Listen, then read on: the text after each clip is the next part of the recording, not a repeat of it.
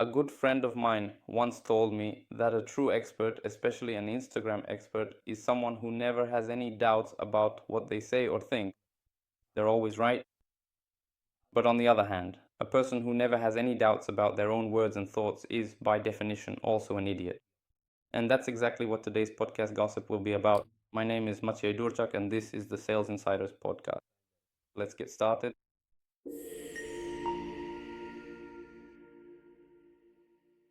Last week, together with Sales Insiders, we attended I Love Marketing in Poznan, and honestly, no kidding, it was one of the two best events I've been to this year. The other one, of course, was the one we organized ourselves, and I'm not exaggerating because the Manage Engine User Conference was also a really great event. But the fact that I Love Marketing managed to build such a huge community, there were, listen, almost 2,000 people at the Poznan Trade Fair. I absolutely recommend this event to you. If I were you people in marketing or sales, I would probably already be buying blind birds or early birds tickets for next year. I truly recommend this event with a clear conscience. However, this introduction was kind of a reference to the fact that there were a lot of speakers there. These are supposedly the unofficial Polish championships of sales and marketing speakers. And most of them really did an excellent job, but I was surprised that even in such a group, there are still people who claim to have some golden, wonderful, best recipe for acquiring clients. And if you use one simple trick that they offer you, you will definitely succeed in sales and marketing. That's bullshit. There is no such thing as one golden method, one holy grail of marketing, because if there really was one simple method for acquiring customers and someone discovered it, they definitely wouldn't be a speaker at a conference.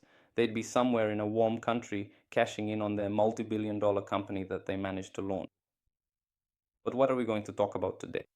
Today we're going to talk a bit about customer acquisition. Customer acquisition, or acquiring customers, is the most difficult, the most tedious, the most expensive and least pleasant process in customer relationship management. In the whole process of bringing a client in, managing and working with them, acquiring customers is the hardest part, and it's where the most companies stumble. This process is important for probably over 90% of companies, except for those that already have their clients, work with their entire client base, don't want to grow, and are absolutely convinced that they won't lose them, but we'll talk more about that in a moment. Since I told you that there isn't a single simple and miraculous method for acquiring clients, then how should you approach these clients? If I were to give you any advice, it's that all of marketing truly, if we were to gather together the most proven and time-tested marketing theories, really comes down to simply testing, spreading out your efforts, and then testing again. And this is the only right, proven method, and believe me. Of course, we can combine this with things like building personas, knowing which market we're targeting, knowing what kind of client we're looking for, narrowly targeting our actions, and all of that will certainly work. Not necessarily. Of course, building personas and defining targets are basics. We have to do it. It's fundamental. However, testing is there because we want to know how the market will respond to us. If we're designing our customer acquisition activities, we need to approach them from two sides. First, from the external factor and from the internal factor.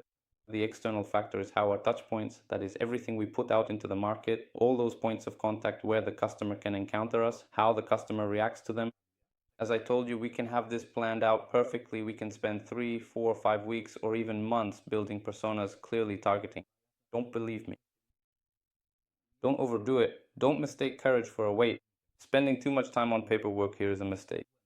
We should move into the testing phase as quickly as possible. Today I even brought a book with me, the old tried and true classic, The Startup Owner's Manual by Steve Blank and Bob Dorr. It's great and reliable because these guys really make things clear. You won't find out how the customer will react to your touch points, to your product, to what you have to offer, unless you go out into the market. Today, of course, we enter the market both virtually and physically, meaning we operate both online and offline. However, what's important is diversification and a wide range of these touch points so that we can check how customers react to each point of contact.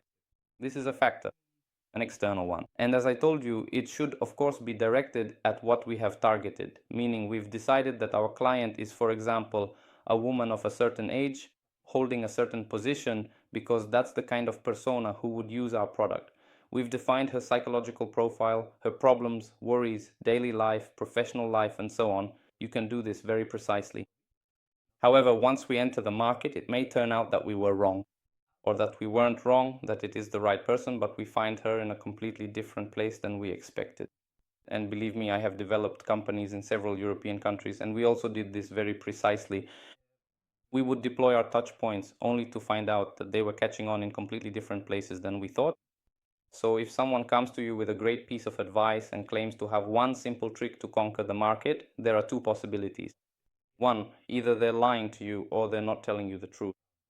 That's the second option. So those are the external factors. If we're talking about internal factors, which are also very important, that's our team. That's us, that's our people who are able to perform better at certain touch points and worse at others. Why is this important?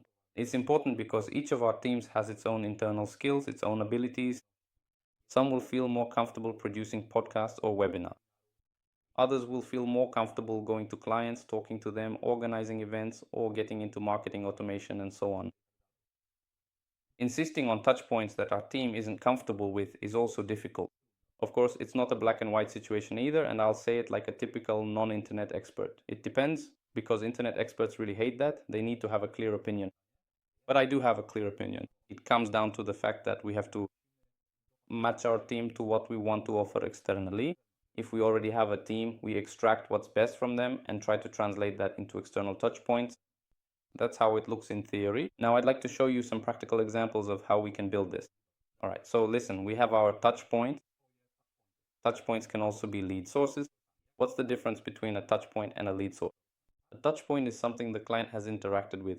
It's a way they've crossed paths with us somewhere. For example, it could be a podcast like this one. You watch it, you might never watch it again, and that's your one touch point with Sales Insider before you move on. Or it might happen that you encounter us in many other places, and then you come to an event, and it turns out that this event is what prompts you to send us an inquiry or simply ask us for an offer at the event itself. And that event becomes the lead source. Meanwhile, all those points where you met us along the way are so-called touch points, meaning a place where we connected in some virtual way. All right, and now here's the thing. If we were to look at this in a graphical and visualized way, we would see a whole bunch of touch points. Touch points are smaller and larger little circles, which I'm drawing here. Their size depends on their effectiveness. Because not all of them are equally effective, we also categorize them by the stage of the funnel they're in. And now here's the thing. These are the touch points that the client can interact with, but there is an important and clear boundary here. These are the specific touch points that we, as the service provider, offer to the client. However, on the other side of these touch points, let's say we have dozens or even hundreds of our own touch points. On the other side, there are millions of such touch points. And these are the touch points of our competitors. Unfortunately, we're not alone in this ecosystem. There are a lot of our competitors who are spreading their own touch points. Why is this important in today's world? Because in today's world, the customer is what's called a self-educating customer. If you wanted to buy an ERP system in the 1990s, you would open the phone book, look for an IT company, call them, and then Mr. Waldeck from the ERP provider would come to see you. He would explain to you what ERP systems are all about, which one is best to choose, what to do, and so on. However, today the customer is self-educating. By the time they call a company, they already know a lot. They don't need to learn from that particular company because they've already learned from 50 different companies interacting with various touch points. Don't kid yourselves that anyone, for example, any content about ERP systems is being produced on the internet for charity. That's not how it works. All of them are created in such a way as to attract the customer to them in one way or another to a greater or lesser extent. And these are hundreds, thousands, millions of articles. So what could these touch points be? That's an interesting question too. Let me show you. Here you have a table, which you can also find below this video. You can simply download the link and start working with this table. We actually work with such tables quite often. At the beginning, you have the type of touch point. A touch point, for example, could be a website, SEO, content marketing, LinkedIn, newsletters, marketplaces, one-on-one meetings, chatbots, campaigns, account-based marketing, thematic workshops, events, meetups, presentations, and so on and so on. Next, you have the funnel stage, meaning at which stage of the funnel it occurs, and the business objective. The appropriate department, meaning who is responsible for it, sales, marketing, of course. This may look a bit different in every company. And finally, an empty column for what we are currently doing in this area. And it's good to sometimes confess to yourself whether you're actually doing something about it. Of course, it's not that you have to do something in every area. This also depends on those internal factors I mentioned to you. A company might not have the capability, for example, to carry out some big conferences. It might be too small a company, but it can join external conferences because internal conferences and external conferences are like two different touch points. So now we fill this in, we write whether we have any plans, whether we don't have any plans, or whether it doesn't concern us at all. We're not interested. These touch points are typically for B2B and the technology industry, but in today's very online world, probably most of these touch points will still be relevant to you. All right, let's go back to our little drawing. I've drawn our touch points and I've drawn millions of touch points belonging to our competitors. And this is basically the customer moving through these touch points. Here comes the magic word. This is a customer moving through marketing funnel. And what we would like is for them, as I mentioned about self-education, to educate themselves as much as possible with us. Therefore, we need to create interesting content. We need to have a relationship with them that is, even if it's a shallow one, like being subscribed to our newsletter, attending our webinars, or I don't know, participating in some of our events. So now let's pick a color. You've probably heard of something called the customer journey, which is the journey our customer takes. On those nice graphics, it usually looks very linear, but in reality, it never looks like that. In practice, the customer journey can be different and unique for every customer. That means there are no two different customers following the exact same path. In practice, that's almost impossible. In some rare cases, it does happen. So here's the thing. This customer is just wandering around. They move from one touch point to another, then go here, then go there, and then unfortunately, they go read something from the competition, and they'll be reading and browsing at the competitors, then come back to us for a moment.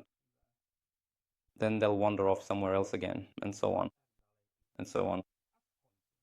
Until finally there comes a beautiful day when they hit a big specific touch point and become our lead source. I'll even draw a big heart so we know it's important. And this will be the lead source that converts them. So here's the thing. I told you that spreading out these touch points is very important. It's really important because the competition is doing it too. The whole market is doing it. The internet is flooded with touch points. Of course, standing out is a different matter. That's probably a topic for a separate podcast, but today I'd like to focus a bit more on the technocratic side of this. Now you might say, wait a minute, on your podcast, you and Asia often talk about marketing automation, that we can build a customer journey. So what exactly is a customer journey? The customer journey that we build in marketing automation systems is what I've drawn here. That means we can create a certain narrative and guide our user through it. But that doesn't mean they won't jump off to the side halfway through that narrative. There's no loyalty here. Taking a detour is standard in this industry. The customer jumps around, reads all kinds of content, and so on. However, marketing automation is about increasing our own effectiveness so that as the customer moves around, we can catch them and guide them through some content. That's really the idea behind marketing automation, to have these things happen automatically and to be able to draw the customer into that journey. However, as a rule, moving through touch points and marketing funnels is very, very chaotic. How does the marketing funnel concept fit into all of this, and what does it actually mean here? The marketing funnel is something tricky. It's meant to visualize and greatly simplify how the world works for you. But again, the world isn't as simple as Instagram experts would like to present it. We could assume that this is our marketing funnel. And in standard theories, the marketing funnel is divided into tofu, mofu, and bofu stages of the funnel. Tada. That's the whole theory of the marketing funnel, meaning top of funnel, middle of funnel, and bottom of funnel. Top, middle, bottom. And in theory, in this beautiful theory, it looks like this. At the top, we have those customers who interact with us in a light way. For example, like we're seeing each other now in some webcast, and then they'll just move on. As I said, we'll probably never see each other again. The middle of the funnel is when someone participates in a webinar. They had to register for it, and that's already quite a lot because in today's world, that's an effort. To register for a webinar, to take part in it, to devote an hour to watch a demo. Bofu are already very strong touch points. For example, a proof of concept, although at that stage the client is usually already given an offer, but things like a one-on-one demo and so on, these are typically defined as Bofu. Meanwhile, within these funnels, our touch points are circulating, and the client moves around in a completely random way. And marketing automation is about us sometimes wanting to catch the client so that it's not quite so random. But remember that by definition, it is rather random. If some internet expert tells you that his little point here, this red one, his method for acquiring customers is the best in the world, sure, there are some touch points that can stand out, that are creative and original, and we shouldn't forget about that factor, but there is no single simple recipe. Since I promised you that I would tell you what this is all about, what this method of being aware of touch points and working with them actually gives you, let's get down to specifics, namely how we can convert and determine which touch points are the most important. All right, so now that we have all our touch points and lead sources and we know, let me just mark this heart in red again. Here we go. It'll be red. We have our lead source, and let's assume that this lead source was a webinar. Let's say it's a webinar. And there you go. It jumps over here for us. And really, if you look at this, let's go back for a moment to that table I showed you. So we have different types of lead sources, and it goes like this: 1, 2, 3, 4, 5, 6. These lead sources attract our customers. And what we need to do in order to know what actually works in our company is to analyze lead sourcing. It's a very simple matter. We have the first lead source, which could be, for example, a webinar, a product demonstration, an external conference, an internal conference, and so on. These are just a few examples of the many possible sources. Maybe, I don't know, let's run some Google ads, or perhaps let's do LinkedIn advertising, or even PPC, which stands for pay-per-click. These are all different ways to generate leads for our business. Each method has its own advantages and can help us reach different audiences depending on our goals and strategies. So now we have different types of lead sources, and this is where we start our analytics. Very often we talk about important factors, those that are used for measurement. CAC, or customer acquisition cost, is often mentioned here. I'm not a fan of it because CAC by itself without the rest is a useless metric. That is, CAC is like calculating production cost but not including sales cost, meaning the value of sale. It means nothing to you in isolation. If you produce a new super chip for 10,000 zlotys, is that expensive or not? We don't know because we don't know how much we'll sell it for. Will we sell it for 5,000 or for 3 million? And it's the same with CAC. CAC is what I'd call an intermediate factor. For us, the most important thing is actually ROI. That is return on investment, or the return on investment. If I invest, for example, a total amount of 10,000 zlotys, which is the currency used in Poland, into a marketing campaign, such as one conducted on LinkedIn, which is a well-known professional networking website, and as a result of this campaign, I received 10 leads, meaning 10 potential clients or customers who have shown interest in my product or service, and then, to keep things simple, I am able to convert those 10 leads directly into actual sales. This would illustrate the process from investment to generating sales. Let's say there are 4 sales in total, and the margin on those 4 sales is, for example, 100,000 zlotys in total. Well, that's pretty easy. To calculate that, for every zloty we earn 10 zloty. And that's our ROI indicator, which is 1 to 10. We spent 1 zloty, we earned 10 zloty. And now, at this point, we carefully calculate this return on investment, or ROI, for each one individually, and we get a resulting ratio. For example, these ratios might be 10.0, 7.0, 0.4, 2.3, and 3.4. And right away, we can see that external conferences don't convert for us in any way. And it's best for us to spend money from the heist. And that's basically the whole philosophy. But to do this, you need to have fairly complex analytics. It may seem ridiculously simple when I present it to you here, but at the system level, it's not that easy. That's because, first of all, you need to design lead sourcing. You can use the table I just showed you. You can download it below this video. Choose the lead sources that suit you, that are relevant to your industry. If needed, you can even ask ChatGPT. Whether you're in the fish, timber, or construction industry, it doesn't matter. Add more, ask ChatGPT what other good lead sources there are, or ask yourselves where you acquire your clients from, because that's very important. What lead sources can be effective? Implement them into the leads module at the CRM level. When you enter a lead, whether it's being pulled in automatically from various external forms, marketing automation, etc., it will appear there, and when you start converting it into sales, calculating and closing deals, you'll be able to do it per lead source. Sometimes also per campaign. We very often use tags in Zoho CRM, which are like stickers. So when leads enter the CRM, they all get tagged with these stickers. And As they go through the entire sales process in the system, those stickers are always attached. And at the moment of conversion, we can very easily calculate the ROI.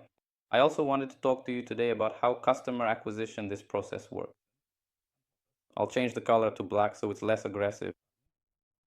And if we were to enclose our process in a square like this,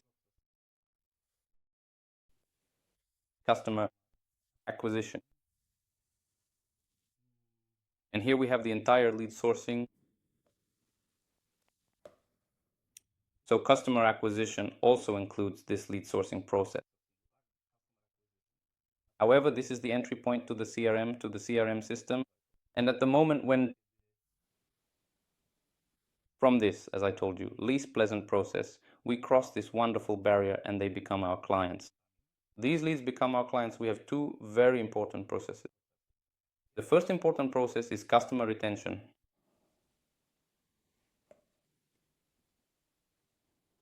This is really just one detail I wanted to add for you. We'll probably discuss it more broadly in another podcast. Customer retention, and the second is land and expand.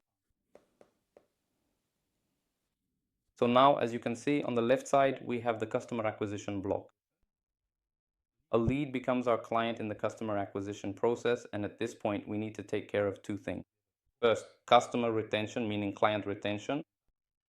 Imagine you have 1,000 clients, each of them spends on average 30,000 zlotys with you. You earn a certain amount from that, and you know that annually you lose, for example, 7% or 12% of those clients. The higher that percentage is, because as I told you, customer acquisition is the most expensive process, so the less you care about retention, which is relatively cheap, you just need to take care of your current client, the more you end up spending on customer acquisition. This means that losing 5% of clients here significantly increases the percentage costs of customer acquisition, which in this theoretical case we don't know. But remember, the less you care about your current clients, so if this number jumps up to 15%,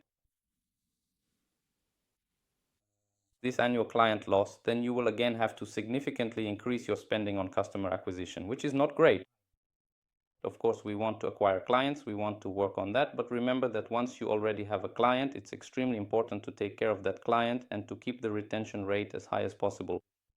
London expand, on the other hand, just to finish this thread, because not many people think about the fact that we onboard the client, things are going well, we're satisfied.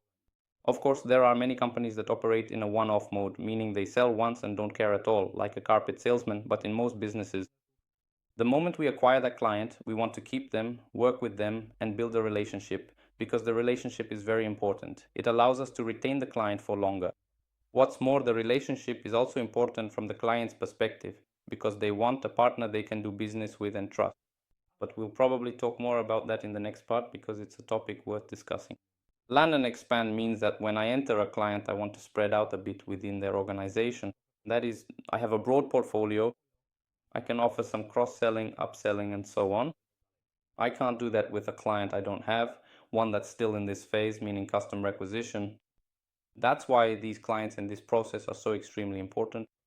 All right, as an atypical internet expert, I didn't give you a simple recipe for difficult matters, but at least I gave you a model you can start with.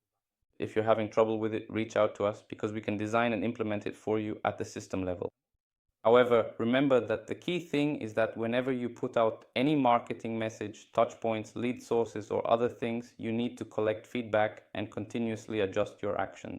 If certain things aren't working, we don't insist on them. We change them, check the ROI, and test what actually makes us money. Of course, there's also indirect marketing, not ROI based, like PR, which we can't really calculate. The best thing is simply to set aside a certain percentage of the budget that we don't count, that we don't focus on, because these are often activities that aren't meant to bring us direct benefits.